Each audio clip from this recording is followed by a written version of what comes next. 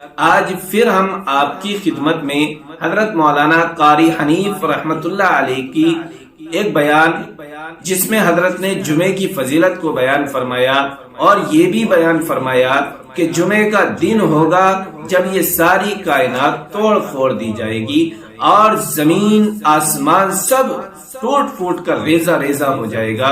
حضرت کی زبانی سنیے اس ویڈیو کے اندر، اور اس ویڈیو کو دوسروں تک بھی پہنچائیے تاکہ ہمارے مسلمانوں کو اس چیز کا پتہ چل سکے کہ جمعے کے دن کی کیا کیا فضیلتیں ہیں۔ کریم نے بار بار للکارا اور فرمایا افلم یہد لہم کم اہلکنا قبلہم من القرون، کرنے والوں، بدماشی کرنے والوں اور بغیرت کمینوں، بعد آؤ جب میرا قہر جوش میں آئے گا، پھر ایک دو کو نہیں، پھر بستی کی بستی، ملک کے ملک اجاڑ کے رکھ دوں گا۔ افلم یہد لہم کم اہلکنا قبلہم من القرون، میں نے قرن کے قرن اجاڑ دیے، میں نے روئے زمین کے مالک اجاڑ دیے، میں نے ملکوں کے بادشاہ اجاڑ دیے، میں نے وزیر اعظم اجاڑ دیے، میں نے گورنروں سے بھیک کے ٹکڑے منگوا دیے۔ میں وہ خدا ہوں وتعز من تشاء وتذل من تشاء بیدک الخیر انک علی کل شیء قدیر، سارا نظام میرے ہاتھ میں ہے۔ تبارک الذی بیدہ الملک، برکتیں میرے پاس ہے، رحمتیں میرے پاس ہے، خیر میرے پاس ہے، بھلائی میرے پاس ہے، سلامتی کے خزانے میرے پاس ہے، امن کے خزانے میرے پاس ہے۔ وہو علی بیدہ الملک، ملک میں راج میرا، وہو علی کل شیء قدیر، ذرے ذرے پہ قبضہ میرا، پتے پتے پہ قبضہ میرا، پہاڑ کے ایک ایک کنکر پہ قبضہ میرا، سمندر کے قطرے قطرے پہ قبضہ میرا۔ تو ہوتا کون ہے اکڑ کرنے والا؟ کرتے سوچتے نہیں ہے کہ کلام الہی ہمیں کیا بتانا چاہتا ہے۔ جناب عثمان رضی اللہ تعالیٰ عنہ فرماتے ہیں اور لوگوں، میں نے ساری زندگی گزار دی اسلام کے بعد، جس دن سے میں نے کلمہ پڑھا آخری دم تک کوئی جمعہ ایسا نہیں، کوئی جمعہ ایسا نہیں گزرا اللہ کے نام پر میں نے ایک غلام خرید کے آزاد نہ کیا ہو۔ پہلے لوگ بھی جمعے کے دن درود پاک کی کثرت کرتے تھے، خیرات کیا کرتے تھے کہ 8 دن کا کفارہ ہو جائے، اللہ تبارک و تعالی راضی ہو جائے۔ آج کے دن قیامت آئے گی، نہ جانے میرا کیا حال بنے گا، کن لوگوں میں میرا شمار ہوگا۔ مدنی کریم صلی اللہ تعالی علیہ وسلم کا دربار لگا ہوا ہے، مجلس ہے آقا مدنی صلی اللہ علیہ وسلم کی۔ وہ کتنے مقدروں والے جوان تھے جو اپنے محبوب صلی اللہ علیہ وسلم کی مجلس میں بیٹھتے تھے، وہ کتنے خوش بخت اور خوش نصیبے والے لوگ تھے جو اپنے آقا کے سامنے بیٹھتے تھے۔ حضور کریم صلی اللہ علیہ وسلم نے فرمایا مجھے 3 چیزوں سے بڑی محبت ہے، 3 چیزیں بڑی پیاری لگتی ہیں، 3 چیزیں دنیا میں بڑی مرغوب ہیں مجھے۔ فرمایا ایک، نماز میری آنکھوں کی ٹھنڈک ہے۔ سرکار کی پسندیدہ بات سنو، فرمایا نماز میری آنکھوں کی ٹھنڈک ہے۔ جو نماز پڑھتا ہے وہ میری آنکھوں کو ٹھنڈا کرتا ہے، جو نماز نہیں پڑھتا کیا مطلب؟ وہ مجھے رنج دیتا ہے۔ اور جامع ترمذی میں ایک حدیث موجود ہے، ارشاد ہے حضور کریم سب کہہ دو صلی اللہ علیہ وسلم کا، فرمایا کہ ہر پیر کے دن، ہر جمعرات کے دن ہر امتی کا نامہ اعمال میرے سامنے پیش کیا جاتا ہے۔ ہر امتی کا اعمال نامہ سرکار کے سامنے کر دیا جاتا ہے، تیرے فلاں امتی کا یہ عمل ہے۔ ذرا مسجد میں بیٹھے ہو، قبلے کی طرف منہ کیے بیٹھے ہو، لوگوں سوچو تو صحیح ہمارے اعمال نامے دیکھ کر آقا کو کتنا رنج ہوتا ہوگا، ہمارے کردار دیکھ کر، ہماری روسیائی کو دیکھ کر آقا کو کتنا رنج پہنچتا ہوگا صلی اللہ علیہ وسلم۔ ارے ہم نے حضور کی ذات اقدس کو رنج پہنچایا، پریشانی پہنچائی، تکلیف پہنچائی، پرواہ نہیں کرتے نمازوں کی، نوجوان بھی بوڑھے بھی حج کر کے بھی نماز پڑھتے لوگ، اور اب تو ویسے بھی دانا بینا لوگ ہیں۔ تو آپ نے ارشاد فرمایا کہ میری آنکھوں کی ٹھنڈک نماز میں ہے، تین چیزیں مجھے پیاری ہیں پوری دنیا میں، تین چیزیں پسندیدہ ہیں میری۔ سب سے پہلی فرمایا نماز میری آنکھوں کی ٹھنڈک ہے، قرۃ عینی فی الصلاۃ او کما قال النبی صلی اللہ علیہ وسلم۔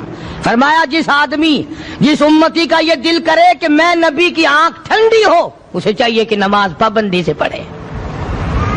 دوسرا فرمایا وفادار عورت مجھے بڑی پسند ہے، حضور کریم صلی اللہ علیہ وسلم نے فرمایا وفادار عورت، ہائے ہائے ہماری ماؤں سے زیادہ وفادار کون ہوں گی؟ جناب عائشہ صدیقہ رضی اللہ تعالیٰ عنہ فرماتی ہیں کالی کملی والے کے گھر میں 3 مہینے چولہے میں آگ نہیں جلتی تھی۔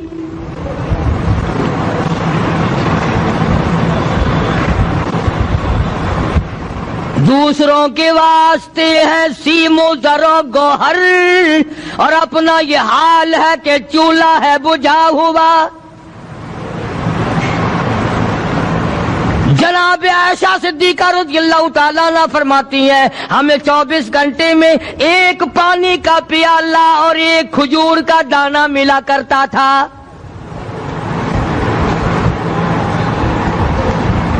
کبھی اپنی ماہوں کی خوراک تو دیکھو، خرچہ تو دیکھو، اور اگلی بات سنو تو حیران ہو جاؤ۔ جناب عائشہ صدیقہ رضی اللہ تعالیٰ عنہ فرماتی ہیں اس پیالے اور کھجور کی قدر بھی تب ہوئی جب وہ بھی نہ ملی۔ پیسوں کو برباد کرنے والوں، بے قدری کرنے والوں، ذرا سوچو تو صحیح کہ کیا گھر ہے محمد عربی، سب کہہ دو صلی اللہ علیہ وسلم کا۔ اسی گھر سے خیر و برکت ملی صحابہ کرام کو، لیکن دنیا نہ تھی، بلڈنگ نہ تھی، کوٹھی نہ تھی، بنگلہ نہ تھا، چہل پہل نہ تھی۔ اچھا ایک بات اور آج یاد کر کے لے جاؤ، یہ تو مجبوری ہوئی نا، یہ تو ایک مجبوری ہوئی، پریشانی ہوئی، محتاجی ہوئی کہ پانی کا ایک پیالہ اور ایک کھجور کا دانہ ملتا تھا۔ اور اگلی بات سنو تو حیران ہو جاؤ، مجبوری اور چیز ہے، اختیار سے کرنا اور چیز ہے۔ جناب فاروق اعظم رضی اللہ تعالیٰ عنہ کی حکومت ہے، عائشہ صدیقہ رضی اللہ تعالیٰ عنہ کا سال کا خرچہ 12,000 روپیہ بوری میں بھر کر حضرت عمر نے حضرت عائشہ کے گھر پہنچا دیا، لو تمہارا یہ سال کا خرچہ آ گیا۔ سال کا خرچہ حضرت عمر رضی اللہ تعالیٰ عنہ نے جناب عائشہ صدیقہ رضی اللہ تعالیٰ عنہ کے پاس بھیجا۔ اتنا بڑا بورا بھر کر آیا۔ اللہ غنی، بجائے خوش ہونے کے، بجائے مچلنے کے، بجائے فخر کرنے کے، اپنی خادمہ سے فرمانے لگی، حضرت عائشہ خادمہ سے فرمانے لگی میں نے تو اپنے محبوب صلی اللہ علیہ وسلم کے پیٹ پہ پتھر دیکھے، میں نے تو کالی کملی والے کو فاقے کرتے دیکھا۔ خادمہ سے فرمانے لگی اس بوری کے اور میرے درمیان میں کپڑا لٹکا دے، میری آنکھ دیکھنا گوارا نہیں کرتی، میری آنکھ دیکھنا بھی گوارا نہیں کرتی۔ اس نے کپڑا لٹکا دیا۔ اس کے بعد خادمہ سے فرمانے لگی مدینے میں اعلان کراؤ جس کو خیرات چاہیے وہ عائشہ کے دروازے سے آ کے لے جائے رضی اللہ تعالیٰ عنہ۔ سارے مدینے میں اعلان ہوگا خیرات لینے والے آ جاؤ۔ شیئر ضرور کریں۔ ایک اور بات تھی اس وقت میں، ضرورت مند جاتا تھا، یہ نہیں کہ ٹیبک میں ہزاروں روپیہ پڑا ہوا پھر بھی مانگ کے کھانا ہے، جیب میں ہزاروں روپیہ پھر بھی مانگنا ہے، پلے سے نہیں کھانا۔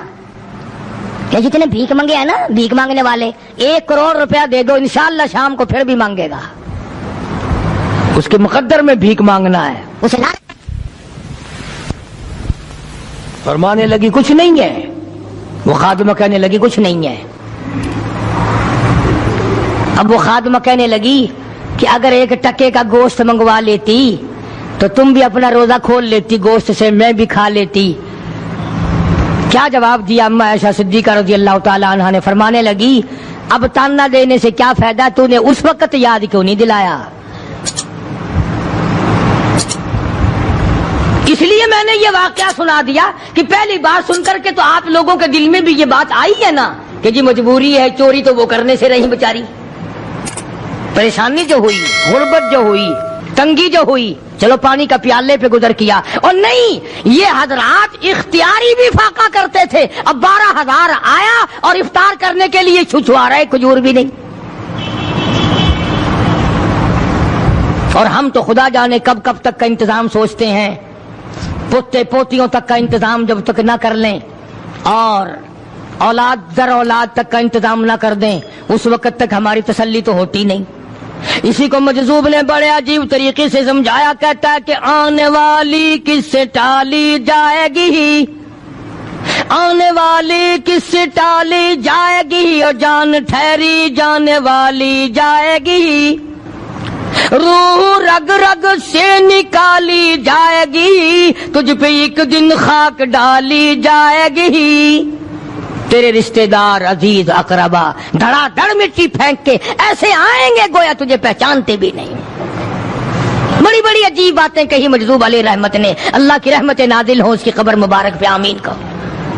کہتا ہے سب کی سب ہیں راہ روے کوئے فنا, سب چل رہے ہیں فنا کی طرف. اب یہ جو ہم لوگ بیٹھے ہیں نا خوش ہو رہے ہیں, میری 50 سال عمر ہو گئی, میری 60 سال عمر ہو گئی, میری 40 سال عمر ہو گئی, میری 30 سال کم عمر ہو گئی. اور اصل بات ہمارے دماغ میں, اپنے آپ کو آخرت کے لیے جس قدر ممکن ہو سکے تیاری کریں.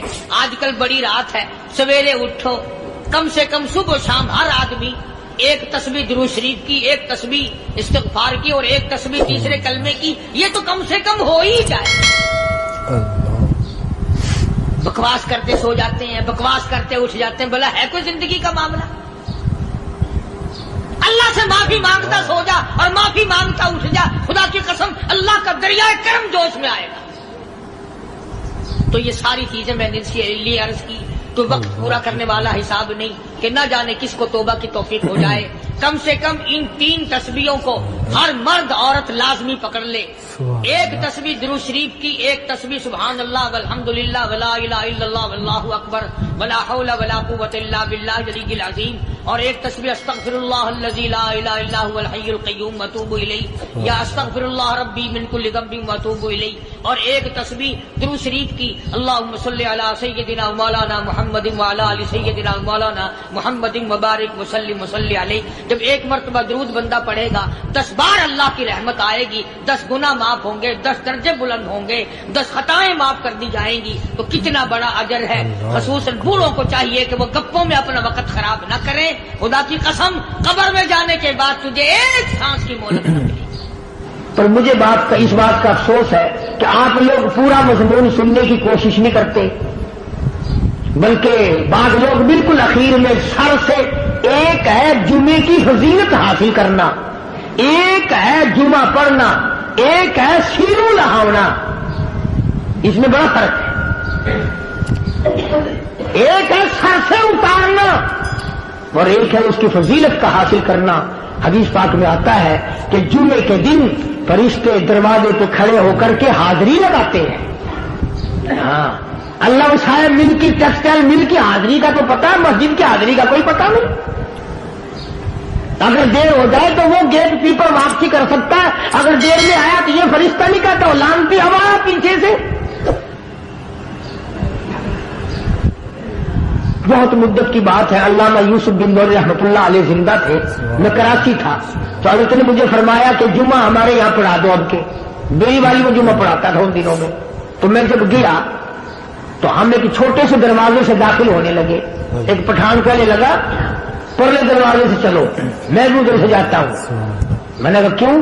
کہنے لگا فرشتہ ادھر رجسٹر لیے کھڑا ہے, تم ادھر سے گھس جاؤ گے تمہارا حاضر ہی نہیں لگے گا.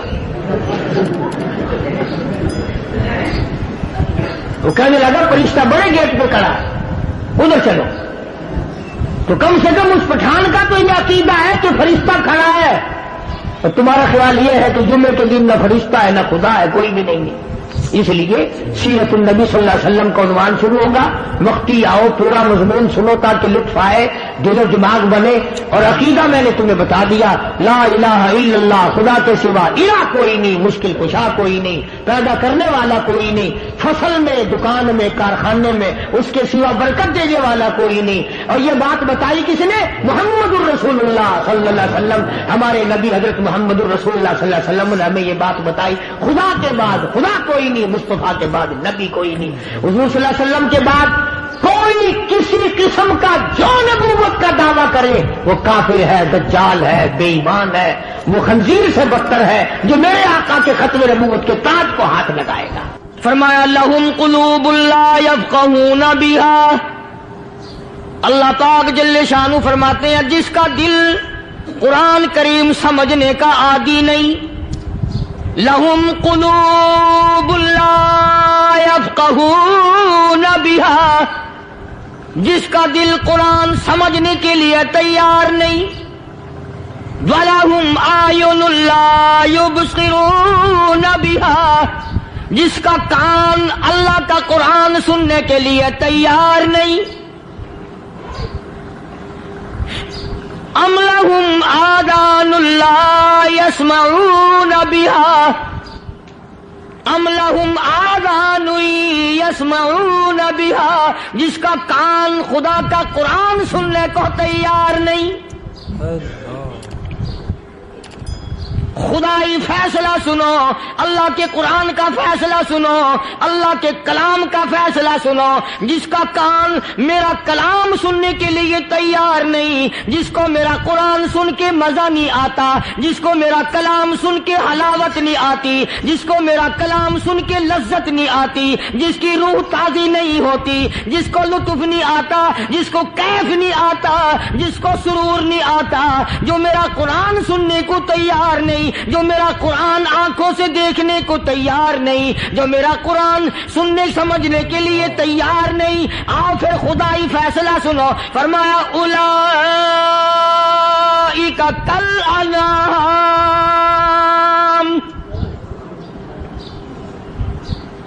میرا فیصلہ نہیں، کسی پارٹی کا فیصلہ نہیں، کسی فرقے کا نہیں، کسی طبقے کا نہیں، کسی جماعت کا نہیں۔ فرمایا اولئک الانعام، پیدا کرنے والا مالک و خالق کہتا ہے مجھے اپنی کبریائی کی قسم یہ سارے جانور ہیں،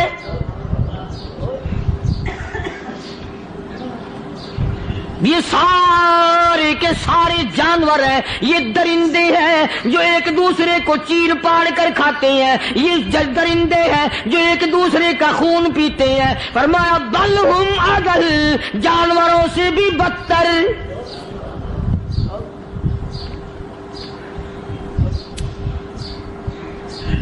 جس کے دل میں قرآن سن کر ترس نہیں، جس دل میں رحم نہیں، اپنے سے کمزور دیکھ کر جس کے دل میں شفقت نہیں، مہربانی کا مادہ نہیں، فرمایا وہ کوئی بندہ ہے، وہ تو جانور ہے۔ اور خدا قسم میں آ گیا، فرمایا بل ہم اضل، اس سے بھی بدتر۔ اللہ والے جو ہیں وہ ان خصلتوں کو دور کراتے ہیں، اور وہ آدمی کے مزاج اور دل میں سے ایسی چیزیں نکالتے ہیں جو اس کی بربادی کا ذریعہ بنتا ہے۔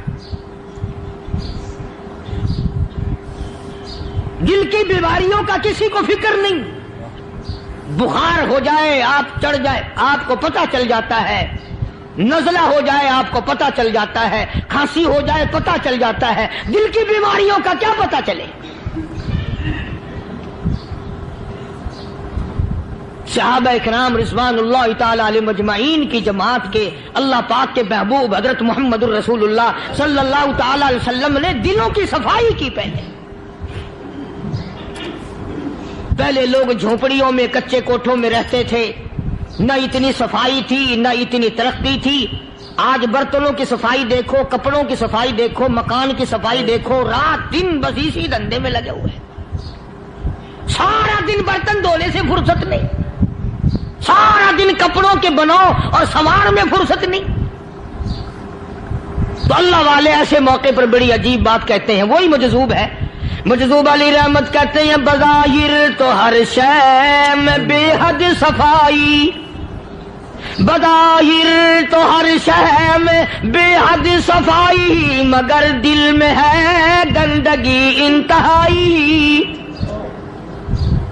बज़ाहिर तो हर शय में चेहरे की सफाई, बदन की सफाई, ना जाने कितनी किस्म का साबुन है, ना जाने कितनी किस्म के पाउडर है, ना जाने कितनी किस्म के शैम्पू है, ना जाने कितने किस्म के कपड़े हैं, क्या चाल ढाल है, क्या नए नए डिजाइन है। मजजूब कहता सब कुछ देख लिया, बज़ाहिर तो हर शय में बेहद सफाई, मगर दिल में है गंदगी इंतहाई। जिस यार की बैठक में बैठ के खाना खाया, जिस रिश्तेदार की बैठक में बैठ के खाना खाया, उसी की बहन को देखकर आबरू पे डाका डालने का प्रोग्राम है। जिस दोस्त के घर में बैठ के खाना खाया, उसी दोस्त की बीवी की इज्जत लूटने का प्रोग्राम है। पुराने जमाने में अब भी दिल्ली जैसे शहर में अगर दावत की जाती है तो वहां एक तश्तरी में नमक आता है सबसे पहले। अरब में भी दस्तूर था पुराने जमाने में, अगर कोई दावत करता, कोई तकरीब करता, सबसे पहले नमक आता था। एक एक उंगली हर शख्स नमक चाटता था। क्या मतलब? जिसने नमक चाट लिया अब वो नमक हरामी नहीं बनेगा। इस घर में चोरी करना, इस घर की आबरू का गलत तस्वुर लाना, इस घर के माल में खयानत करना वो हराम समझता था जिस घर का मैंने नमक चख लिया। और मुसलमानों की बात नहीं, हिंदुओं की भी ये बातें थी। मौलाना मोहम्मद अली साहब जलंधरी सब कहदो रहमतुल्लाह अलैह फरमाया करते थे कि एक सिख था बहुत बड़ा डाकू, मुसलमान और हिंदू मिलकर उसको साथ मिलाकर के ले गए कि यहां इस गांव में, इस पिंड में डाका डाले। सफर करके गए, तकलीफ उठा के गए। उस सिख डाकू ने पूछ लिया कि ये कौन सा गांव है कि ये फलाना है। अच्छा सारे के सारे ये तलाश करो, ये सोच विचार करो, अपने पिंड की, अपने इलाके की, किसी मुसलमान की, किसी हिंदू की, किसी सिख की, किसी चूड़े चमार की इस गांव में लड़की तो नहीं। हमारे यहां से कोई लड़की तो शादी होके यहां नहीं आई हुई। उन सारों में से कहने लगा कि हमारे भंगी की लड़की जमादार की यहां आई हुई है। कहने लगा वापस चलो, बेटी बेटी है, चाहे भंगी की हो या नवाब की हो। अरे कल बेटी का डोला दिया था, आज धक्का डालेंगे, शर्म नहीं आएगी?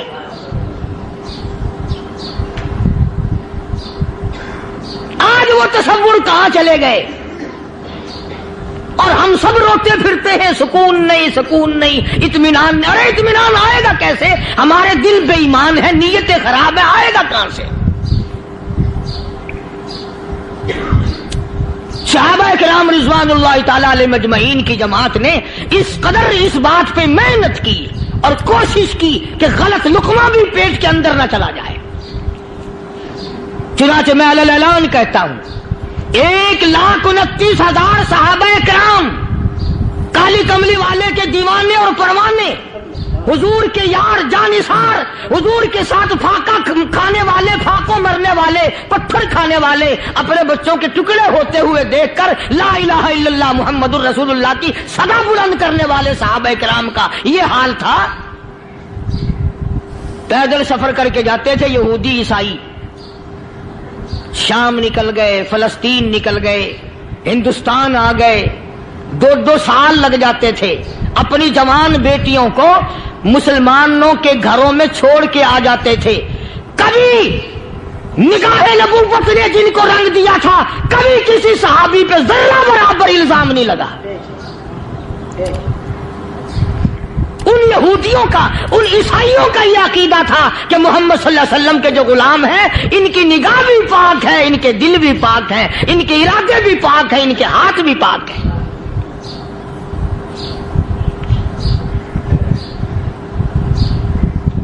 मिस्र के गवर्नर ने, मिस्र के जनरल कर्नल ने खत लिखा सैयदना फारूक आजम रज़ी अल्लाह ताला अन्हु की खिदमत में دور خلافت ہے حضرت فاروق اعظم کا.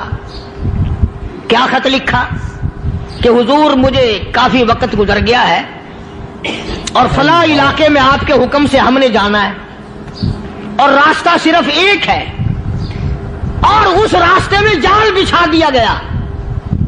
اب مجھے مشورہ دیں میں کیا کروں, حکم دیں مجھے.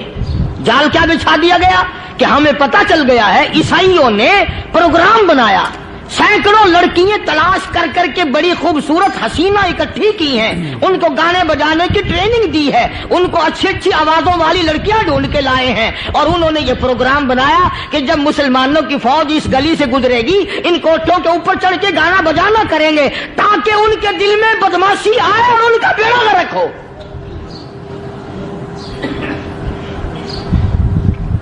کبھی کافر کا یہ عقیدہ تھا کہ مسلمان کا دل بگڑا تو یہ گیا, اس کی نیت میں خرابی آئی اور یہ تباہ ہوا.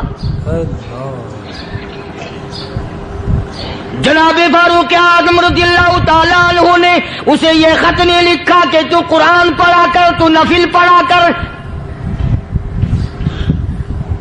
امیر المومنین خلیفۃ المسلمین سیدنا فاروق اعظم رضی اللہ تعالیٰ عنہ نے اپنے جنرل کرنل کو خط لکھا کہ اس میں لمبی چوڑی فکر کی کوئی بات نہیں, اس میں کوئی پریشانی والی بات نہیں, کوئی سوچو بچار والی بات نہیں. سارے تیری فوج میں تیری کمان میں مسلمان ہیں, سب کو اکٹھا کر لے, ساروں کو اکٹھا کر کے قرآن کریم کے سورت نور کی 2 آیتیں سنا دے.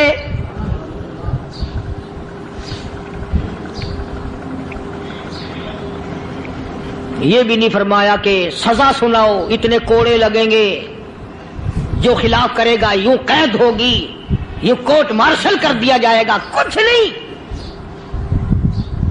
جناب فاروق اعظم رضی اللہ تعالیٰ عنہ کی رائے دیکھو, ان کے خیال میں قرآن کریم میں اتنی بڑی طاقت ہے, اتنی بڑی عظمت ہے, اتنی بڑی کرامت ہے, کلام الہی میں اتنا بڑا شرف ہے. اعلان کر دیا, فرمایا اپنے کرنل کو ساری فوج کو لشکر کو اکٹھا کر کے قرآن کریم کی فلاں فلاں آیت سنا دے.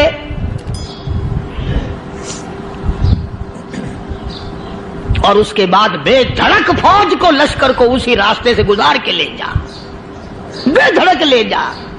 ہائے کبھی قرآن کی 2 آیتوں سے کام بن جاتا تھا, اب سارے قرآن سے میرا تیرا کام نہیں بنتا. قصور قرآن کا نہیں ہے, یہ میرا تیرا ہے.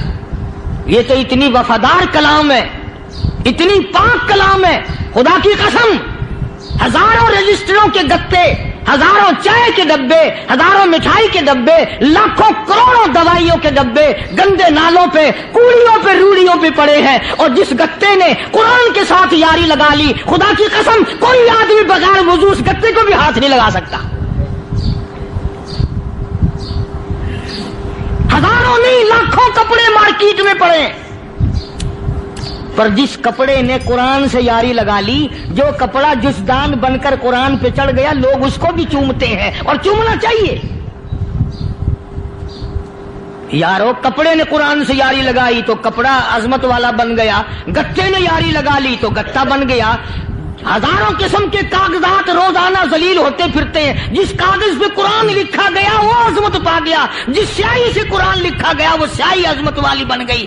ارے اگر مسلمان قرآن کو اپنے اندر پیدا کر لے, اس کی عظمت کو بسا لے, اس کو اپنا لاہ عمل بنا لے, اس کو اپنے سر پہ رکھ لے, تو کیا یہ بندہ قرآن کے ساتھ وفاداری کرے تو قرآن کیا خیال ہے قرآن بے وفائی کر دے گا؟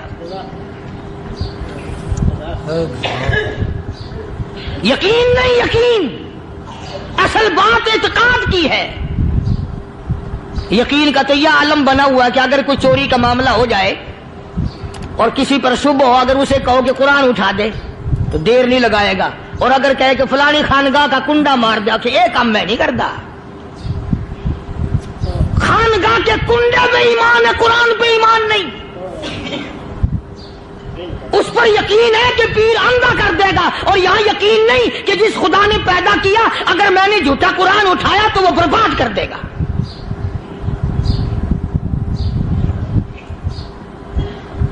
عجیب عجیب لوگ ہیں. چنانچہ مصر کے کرنل نے, مصر کے جنرل نے ساری فوج کو اکٹھا کر لیا اس نے بھی یہ بات تو نہیں کہی کہ فاروق اعظم کو دوبارہ خط لکھتا کہ حضرت یہ تو 2 آیتیں آپ نے لکھی، یہ تو سارا قرآن روز پڑھتے ہیں، پر بنے گا کیا؟ جیسے فاروق اعظم کا یقین تھا، فاروق اعظم کی فوج کے کرنل کا بھی یقین ہے، فاروق اعظم کے فوج کے جنرل کا بھی یقین ہے، اس نے ساری فوج کو اکٹھا کیا، لشکر کو جمع کیا، اور اس کے بعد کہنے لگا قل للمؤمنین یغضوا من ابصارکم ویحفظوا فروجہم ذالک ازکی لہم ان اللہ خبیر بما یصنعون۔ او لوگوں، خدا تمہیں کہتا ہے اپنی آنکھوں کی حفاظت کرو، اگر تمہاری نظریں غلط جگہ پڑی اپنی عزت کی حفاظت کرو، اپنی آبرو کی حفاظت کرو، اگر غلط نظریں پڑی، غلط استعمال ہوئی، ان اللہ خبیر بما یصنعون، اللہ پاک تمہاری ساتھ ساتھ ہے، وہ ہر چیز کو دیکھتا جائے گا، وہ ہر چیز تمہاری دیکھے گا۔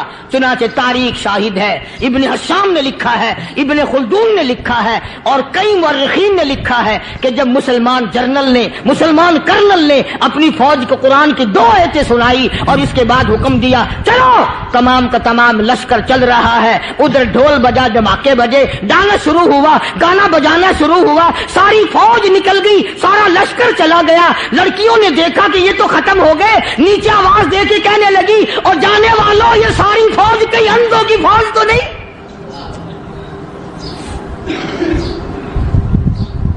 یہ حسن کا نظارہ اور یہ ڈانس اور یہ آواز، ہم ناچ ناچ کے تھک گئی، کوئی سر نہیں اٹھاتا۔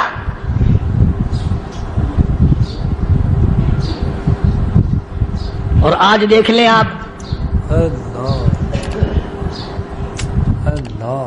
ہر گھر کے اوپر وہ لگا ہوا ہے ایریل، لعنت کا ایریل لگا ہوا ہے، لعنت کا ایریل۔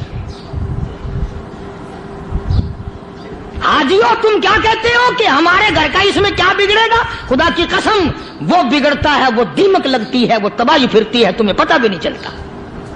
تم نے کیا سوچ رکھا ہے؟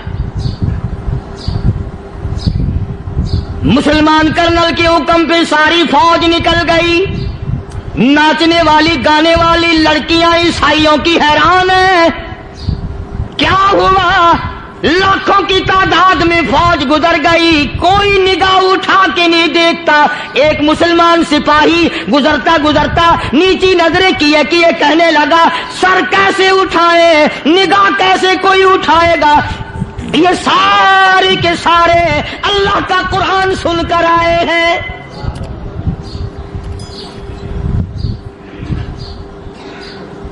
کیسے کوئی نگاہ اٹھائے گا؟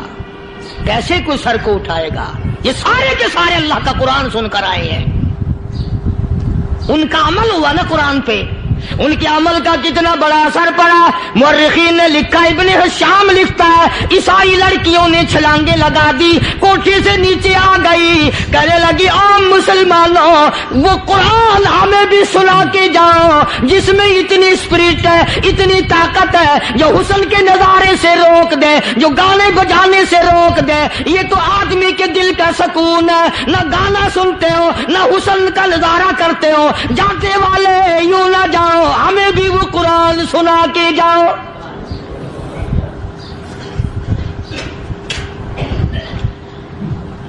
اس قرآن میں کتنی بڑی طاقت ہے، وہ کتنی عظمت ہوگی، اس میں اس کلام میں کتنی برکت ہوگی، جس کلام میں یہ تاثیر ہے کہ وہ ایسی ایسی چیزوں سے روک دیتا ہے۔ چنانچہ ایک مسلمان سپاہی چلتا بھی جاتا ہے اور کہنے لگا وَقُلْ لِلْمُؤْمِنِينَ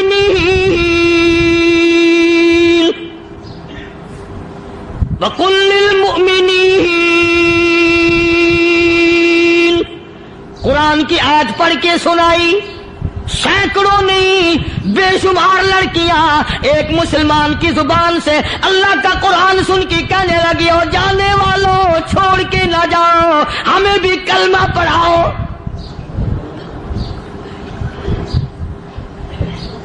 جتنی بھی وہ ناچنے گانے والی تھی तमाम की तमाम कलमा पढ़कर मुसलमान बन गई। और मुर्रिखीन ने लिखा है आखिरी दम तक कुरान की शादाई और दीवानी बन के गुजरी है।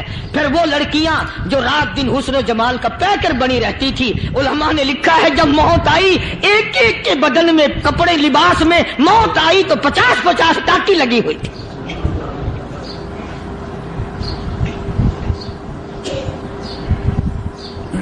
बज़ाहिर तो आज भी बड़ी झाड़ा पूंजी है, बड़ी सफाई है, बड़ी दौड़ धूप है।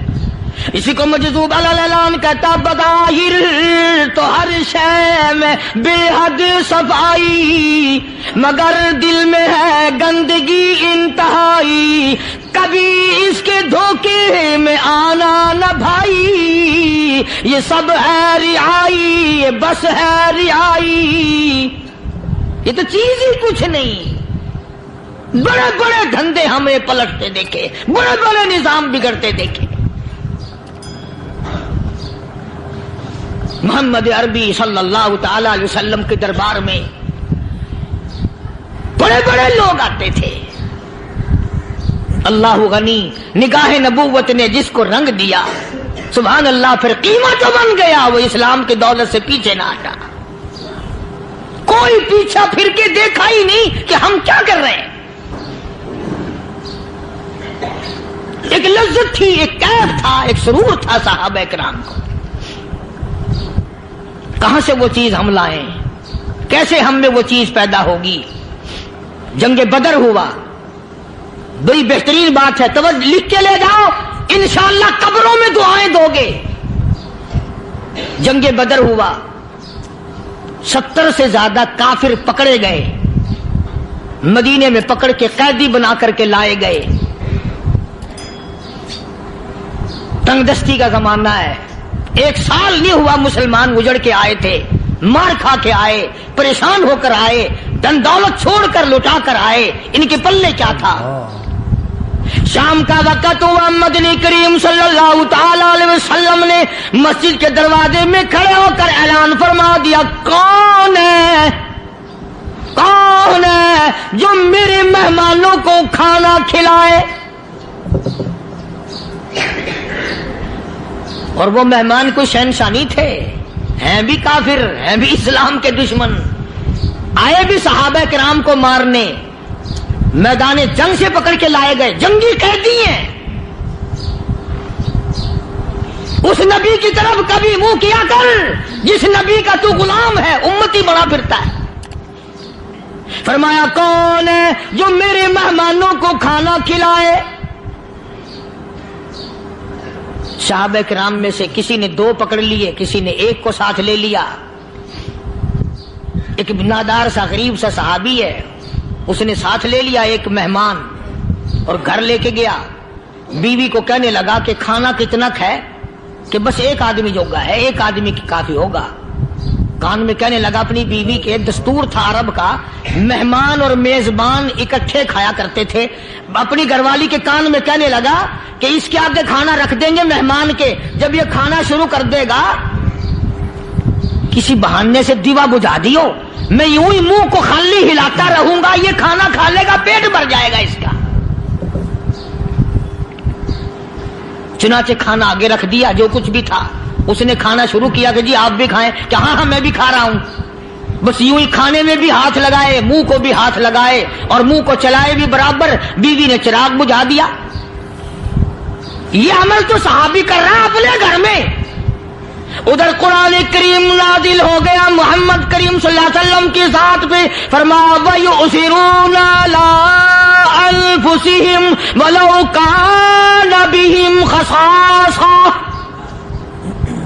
वमन युक़ शुह्ह नफ्सिही फउलाइका हुमुल मुफ़्लिहून।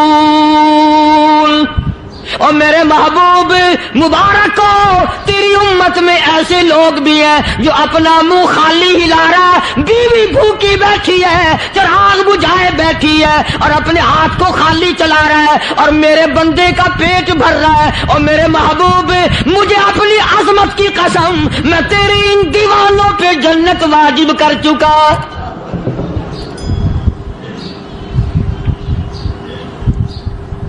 اب حضور صلی اللہ علیہ وسلم نے تو ان کو نہیں سکھایا تھا کہ تو جا کے ایسا کرنا، قدرتی مزاج ایسا بنا دیا تھا۔ ایک اور موقع آیا مدینے پاک میں، جنگی قیدی اور جگہ سے اسی طرح سے آئے، ایک صحابی ایک اور آدمی کو، جنگی قیدی کو کافر میں گھر لے گیا۔ بیوی کہنے لگی کہ ایک ہی آدمی کا کھانا ہے بس، انہوں نے کہا اس کو دے دو۔ وہ کافر جنگی قیدی کہنے لگا جی آپ بھی کھائیں، کہنے لگا بھی بات ہے صاف، ایک آدمی کا کھانا ہے، تو کھانا کھا، میں درخت کے پتے چبا لیتا ہوں۔ وہ کہنے لگا میں کھاؤں گا پتے، انہوں نے کہا تو رئیس آدمی ہے مکے کا، میں پرانا غریب ہوں، مجھے پتے چبانے کی عادت ہے، تیرے پیٹ میں درد نہ ہو جائے، میں عادی ہوں پتے چبانے کا۔ اس نے پتے چبا لیے۔ کافر مسافر اور مہمان جو تھا جنگی قیدی، اس کو کھانا کھلا دیا۔ دوسرے دن پھر ایسی نوبت آئی، اس نے کہا آپ بھی میرے ساتھ کھانا کھائیں؟ نے کہا نہیں بھائی تو کھا، میں پتے چبانے کا عادی ہوں۔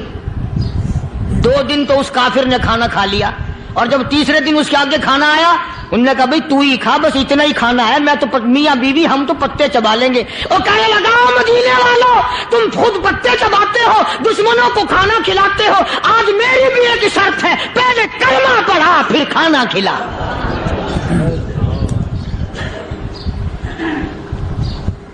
آج میری بھی ایک شرط ہے۔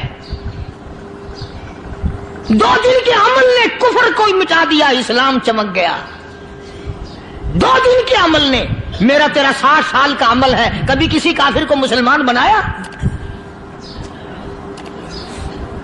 الٹے ہی کام، ہر غلط، ہر معاملہ الٹا ہی ہے۔ ہر آدمی بیزار ہوتا ہے، یار دین تو کچھ نہیں، یار اسلام کچھ نہیں، یارو ایمان کچھ نہیں۔ اسی کو قرآن کریم نے للکار کی آواز دے کے فرما دیا لوگوں ایسی گڑبڑ نہ کرو ورنہ میں وہ خدا ہوں فأخذتكم الصاعقة وأنتم تنظرون۔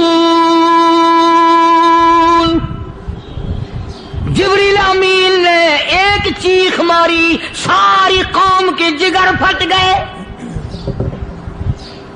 میں وہ خدا ہوں، لا تركضوا وارجعوا إلى ما أترفتم فيه ومساكنكم لعلكم تسألون۔ لوگ مکان چھوڑ کے بھاگتے ہیں، ماحول چھوڑ کر بھاگتے ہیں، معاشرہ چھوڑ کر کے بھاگتے ہیں۔ خدا کہتا آؤ، جن مکانوں پہ تمہیں ناز تھا وہ یہ کھڑے بھاگ کر رہے ہو۔ اسی کو قرآن کریم کہتا ہے ان الذین قالوا ربنا اللہ ثم استقاموا، وہ آدمی جس نے لا الہ الا اللہ محمد الرسول اللہ صلی اللہ علیہ وسلم پڑھا، اللہ کی توحید کا اقرار کر لیا، او میرے مالک تیرے سوا میرا کوئی مشکل کشا نہیں، حاجت روا نہیں، میرے دل کے بھید کو جاننے والا نہیں، میری بگڑی بنانے والا کوئی نہیں، اجڑوں کو بسانے والا کوئی نہیں، کھیتی کو آباد کرنے والا کوئی نہیں، ایک دانے سے سینکڑوں دانے بنانے والا تیرے سوا کوئی نہیں۔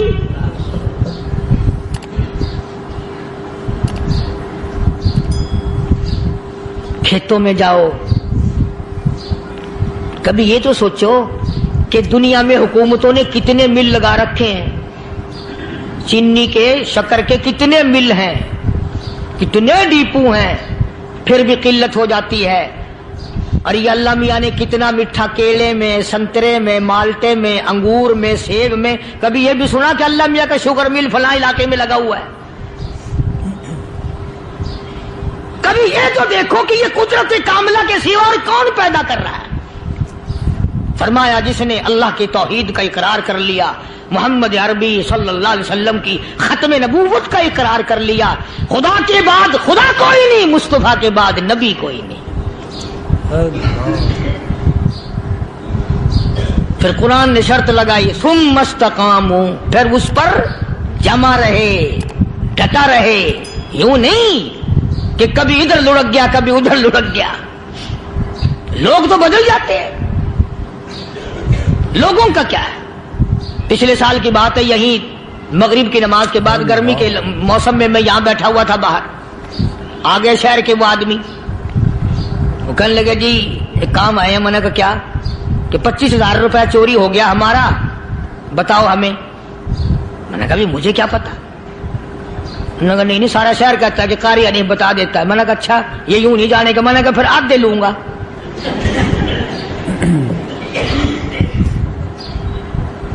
25,000 गुम हुए हैं ना, 12.5 मेरे 12.5 तुम्हारे। कहने देखो ना जी बाल बच्चे छोटे छोटे गरीब बच्चे हैं जिनके वो पैसे हैं। मैंने कहा अच्छा मैं बादशाह लगा हुआ हूं।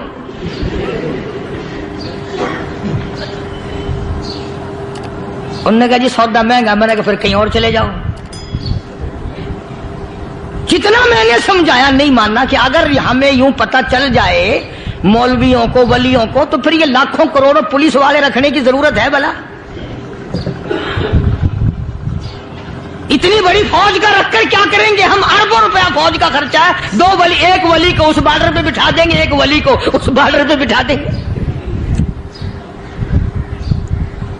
फिर हम बढ़ाना देंगे औलिया किराम रजमत। ज़हनियत मरी गई, समझ नहीं पाते, दीन के करीब नहीं आते लोग, समझते नहीं।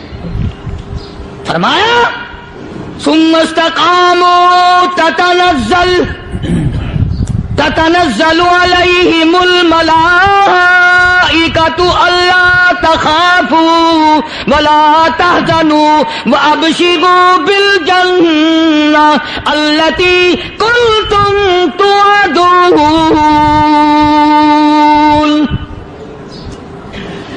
कुरान कहता उधर वली की मौत आती है, ऐसा आदमी जो अपने कलमे पे जमा रहे, शिर्को बिदात की लानत से बचे, कुफरो निफाक से बचे। इधर मौत आती है, उधर फरिश्ते कहते हैं घबराना, गम ना कर, बहिश के दरवाजे तेरे लिए सारे खुले हुए। वलकुम फीहा मा तश्तही अनफुसुकुम वलकुम फीहा मा तदऊन। फरमाया हम तुम्हारी हर उस तमन्ना को पूरा करेंगे, हर उस आरज़ू को पूरा करेंगे। जो मांगोगे वही मिलेगा, जो कहोगे वही दिया जाएगा। नहनु औलियाउकुम फिल हयातिद दुनिया व फिल आखिरा।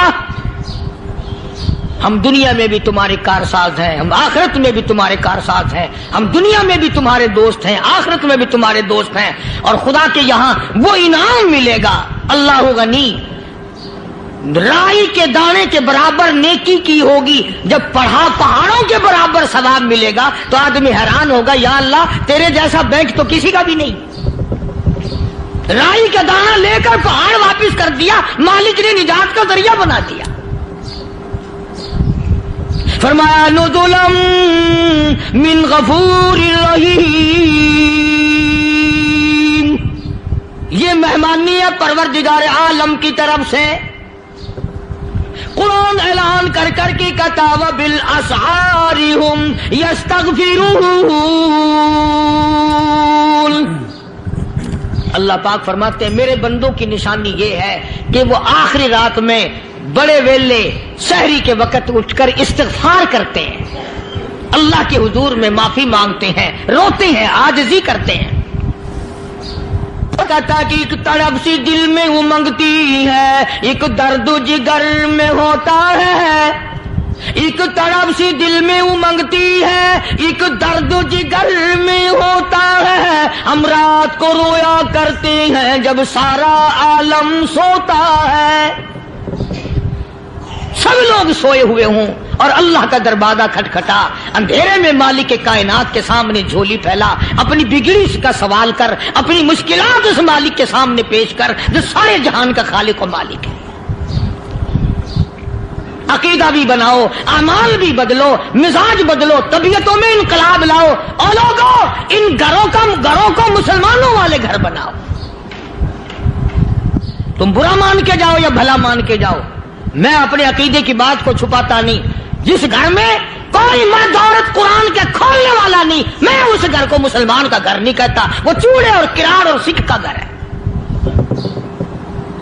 تمہیں یہ سکھایا کس نے ہے کہ مرنے کے بعد قرآن پڑھا جاتا ہے اور ساری زندگی میں نہیں پڑھا جاتا؟ یہ قرآن مردوں کے لیے تھوڑی آیا، یہ زندوں کے لیے آیا ہے۔ حدیث پاک میں آتا ہے حضور کریم سب کہہ دو صلی اللہ علیہ وسلم نے فرمایا، عیسیٰ علیہ الصلوۃ والسلام ایک قبرستان سے گزرے، گورستان سے گزرے تو ایک قبر کو دیکھا، وہ نبی ایسا تھا، اس کے معجزات ایسے تھے۔ قبر میں دیکھا تو ایک بڑھیا جل رہی ہے، سڑ رہی ہے، تباہ ہو رہی ہے، رو رہی ہے۔ تو عیسیٰ علیہ الصلوۃ والسلام پناہ پناہ کر کے وہاں سے گزر گئے۔ چند دنوں کے بعد جو اسی قبر کے پاس سے گزرے تو عیسیٰ علیہ السلام کو دھیان آیا کہ اس قبر میں ایک بڑھیا بڑی عذاب بھگت رہی تھی، مگر اس دن جو دیکھا وہ تو عیش میں بیٹھی ہے، تخت میں بیٹھی آرام کر رہی ہے۔ سیدنا عیسیٰ علیہ الصلوۃ والسلام نے اللہ پاک سے سوال کر دیا، الہی مرنے کے بعد تو آدمی کوئی نیکی بھی نہیں کر سکتا، اس نے کیا کر لیا جو اس کا سارا نظام بدل گیا؟ آواز آئی، اے عیسیٰ لکھ کے لے جاؤ یہ بات، حضور کا فرمان ہے،